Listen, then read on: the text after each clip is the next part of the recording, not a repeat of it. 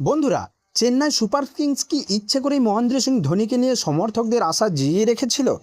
এমনই বিস্ফোরক অভিযোগ তুললেন ভারতের প্রাক্তন ক্রিকেটার কৃষ্ণমাচারি শ্রীকান্ত। গুজরাট টাইটান্সের বিরুদ্ধে ম্যাচের পর নিজের ইউটিউব চ্যানেলে শ্রীকান্ত বলেন, পুরো মরশুম জুড়ে ধোনির খেলা নিয়ে সমর্থকদের বিভ্রান্ত করা হয়েছে। মরশুমের শুরুতে বলা হয়েছিল ধোনির পায়ের চোট রয়েছে, পরে আবার বলা হয় উরুতে সমস্যা, কিন্তু এরই মাঝে বারবার ধোনির অনুশীলন ভিডিও প্রকাশ করা হয়েছে, যাতে মনে করা হয়েছে তিনি সম্পূর্ণ ফিট এবং পরের ম্যাচেই মাঠে নামবে।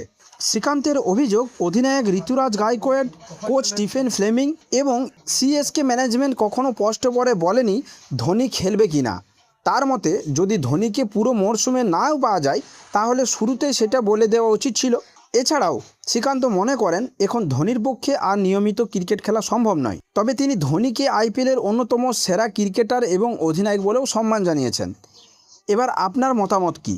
সিএসকে কি সত্যিই ধোনিকে নিয়ে সমর্থকদের বিভ্রান্ত করেছেন, নাকি চোটের কারণেই পরিস্থিতি এমন হয়েছে? কমেন্টে আপনার মতামত জানান। ভিডিওটি ভালো লাগলে লাইক করুন, আর প্রতিদিনের দ্রুত ক্রিকেট আপডেট পেতে চ্যানেলটি অবশ্যই সাবস্ক্রাইব করুন এবং বেল আইকন অন করুন।